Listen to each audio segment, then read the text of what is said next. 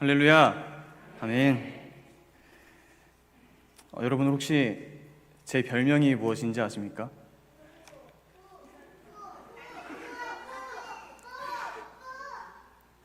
저의 학창시절의 별명은 푸였지만 작년에 이 금천교회 유치부에 부임하고 나서 생긴 별명은 샬롬 전도사입니다. 그렇다면 왜 샬롬 전도사이지 아십니까? 제가 처음으로 아이들에게 가르쳤던 단어와 그리고 지금도 아이들과 함께 하고 있는 인사말이 샬롬이라고 해서 샬롬 전도사라는 별명을 갖게 되었습니다. 그렇다면 제가 제 별명을 왜 커밍아웃 했겠습니까? 지금 이 시간에 성도님들과 함께 이 샬롬이라는 단어로 인사하길 소망합니다. 유치부 초등부 아이들과는 오른손을 들고 샬롬이라고 하면서 인사를 하지만 우리 장년부 성도님들께서도 변함없이 어김없이 같이 한번 해줬으면 좋겠습니다. 오른손 한번 들어주시겠습니까? 오른손을 들고 흔들면서 샬롬이라고 하는 겁니다. 제가 샬롬 하면 여러분들께서 샬롬이라고 화답해 주시면 감사하겠습니다. 샬롬, 샬롬, 샬롬. 반갑습니다. 네, 저번 주는 어린이 주일로 드렸고 오늘 오후 예배는 유초등부 헌신 예배로 드려집니다.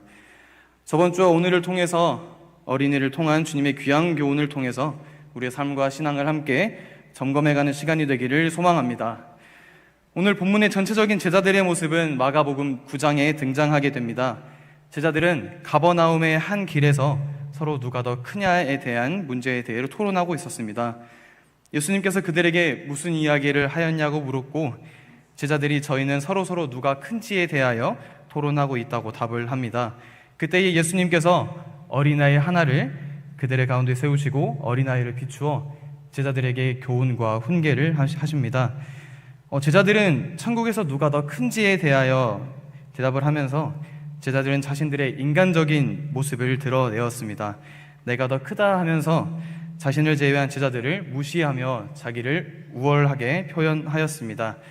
이들의 모습을 보면 많은 사람들의 목표는 큰 사람이 되는 것입니다.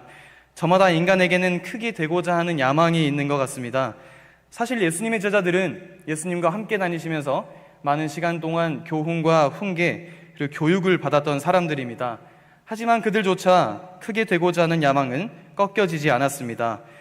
예수님께서는 자신의 의도와는 전혀 상관없이 오직 그들의 욕심만을 추구하던 제자들의 모습을 보면서 참으로 안타까웠을 것입니다. 높아지고 크고자 하는 제자들에게 우리 주님께서는 어린아이를 불러 교육을 하십니다. 오늘 말씀을 통해서 이것을 깨달아야 합니다. 우리가 어린아이들을 통하여 배워야 하는 교훈이 무엇입니까? 첫 번째론 어린아이같이 겸손한 사람이 천국에서는 큰 사람입니다.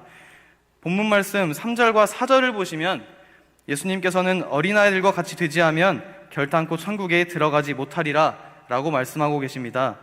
이어서 4절에 누구든지 이 어린아이와 같이 자기를 낮추는 그 자가 천국에서 큰 자라고 말씀하고 계십니다. 그렇다면 예수님이 말씀하신 이 어린아이의 모습은 무엇입니까? 이 어린아이와 같이 자기를 낮추는 자여야 한다고 하십니다. 그렇게 자기를 낮춘 자의 결과 그 사람이 천국의 큰 사람이라고 하십니다. 예수님의 제자들은 서로 높아지고자 했습니다. 아마 제자들은 스스로 보기에 잘난 점을 앞세워서 자신들이 천국에서 제일 큰 자라고 생각하였을 것입니다. 제자들의 모습을 보면 베드로는 수제자였기 때문에 자신이 천국에서 제일 클 것이다 라고 생각을 하였고 가룟 유다는 회계를 맡았으므로 내가 천국에서 제일 큰 자가 될 것이라 생각하였을 것입니다. 요한은 예수님의 사랑을 가장 많이 받은 제자로서 천국에서 높아질 것이라 생각을 하였고 안드레는 제일 먼저 부름을 받은 제자로서 그도 역시 천국에서 높아질 것이라 생각하였을 것입니다.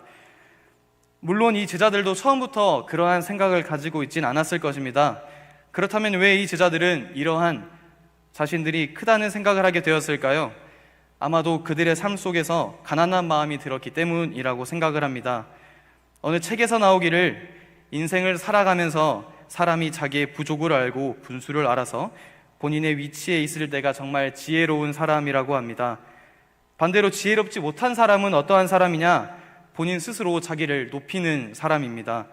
자기 스스로 마땅히 어떠한 자리에 앉아야 한다고 선언하고 자기를 과대평가하면서 권리를 주장하는 사람입니다. 예수님은 자기를 높이는 자들에게 어린아이를 본받을 것을 말씀하십니다. 여기에 어린아이는 아직 어머니의 품과 젖을 필요로 하는 아이를 말합니다. 이 아이는 스스로 할 수 없는 상태입니다. 모든 것을 부모에게 의지하고 맡겨야 하는 연약한 상태입니다. 이 아이에게 부모란 존재는 전부요, 소망이요, 만족인 것입니다. 이 어린아이들은 높은 지위에 오르기 위해서 탐욕을 구하지 않습니다. 사람을 외모에 따라서 차별하면서 자기를 높이려고 하지 않습니다. 마지막으로 어린아이는 세상에서 출세하여 남을 다스리려고 하는 야망을 가지지 않습니다. 누가 보기에도 신앙생활을 정말 잘하는 사람들도 어린아이와 같은 사람들일 것입니다. 자기의 부족을 알고 겸손하게 배우려 하는 분들입니다. 그분들은 버릇처럼 이런 말을 합니다. 내가 부족하다, 내가 믿음이 적다. 오늘 우리의 삶에서 어린아이 같은 빈 마음, 가난한 마음으로 겸손의 모습을 가지시기를 소원합니다. 우리가 어린이를 통하여 배워야 할 두 번째 교훈 무엇입니까? 작은 자라도 실족시키지 않는 삶을 살 때에 큰 사람이라는 것입니다.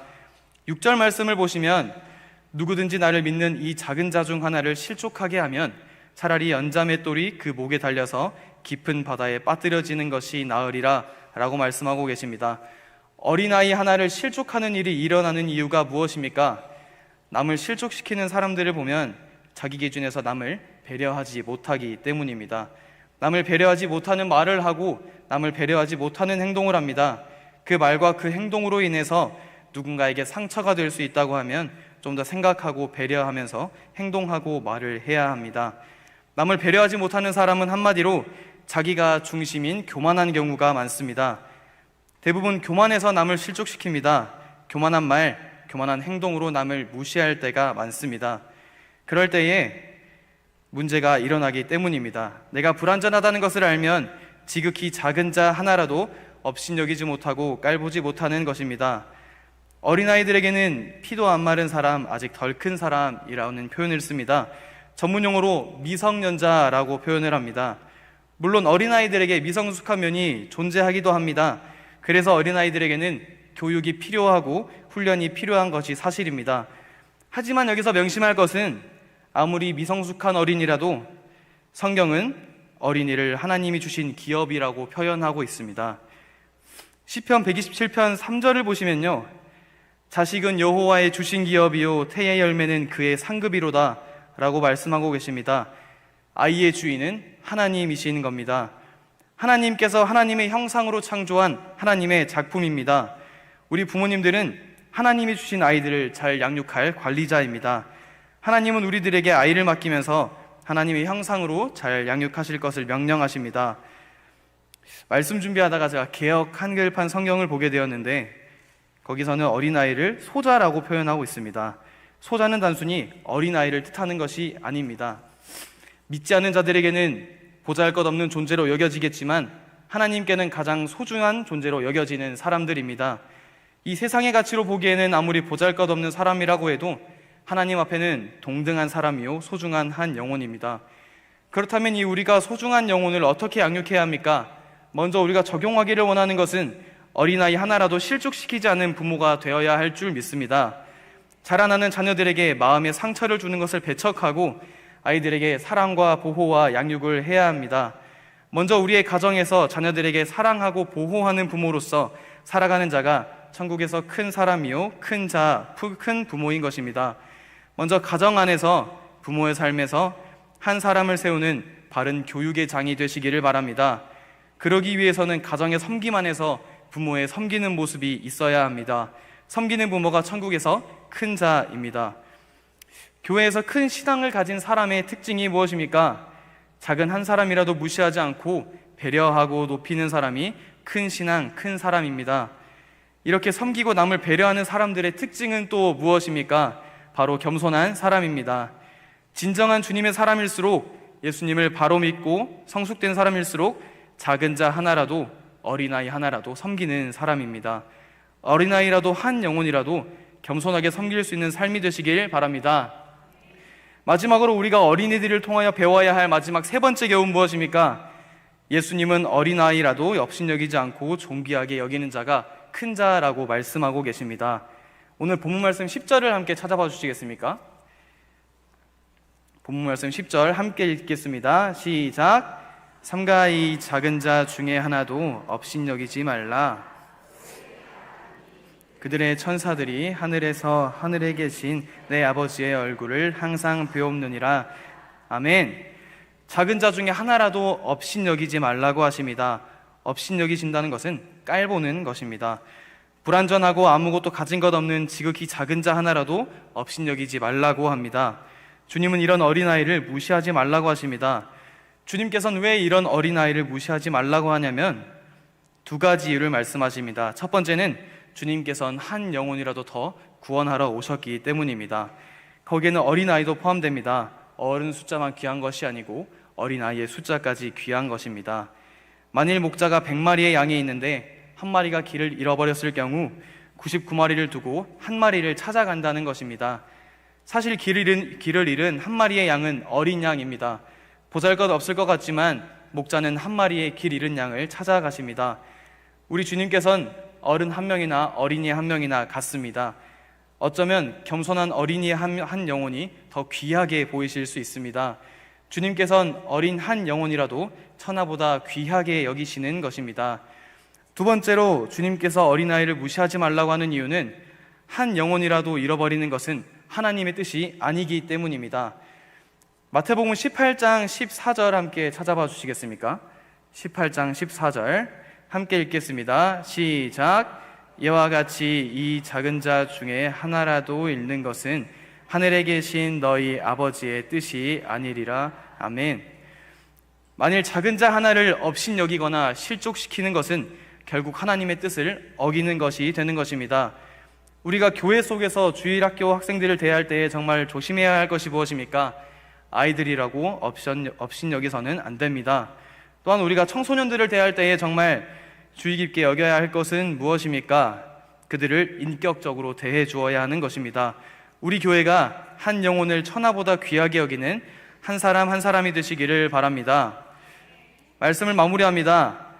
여러분, 저번 주부터 이번 주까지 어린이 주일부터 유초등부 헌신 예배까지 어린이를 통해서 우리가 배워야 할 귀한 교훈은 무엇입니까? 늘 겸손한 삶을 살아야 합니다. 항상 작은 자 하나라도 실족시키지 않는 삶을 살아야 합니다. 작은 자라도 무시하지 않는 섬김의 삶을 살아야 합니다. 우리 모두가 겸손과 덕과 섬김으로 천국에서 우리 주님께 크게 인정받는 큰 성도, 큰 믿음의 승리자 되시기를 주님의 이름으로 소망합니다. 아멘. 기도하겠습니다.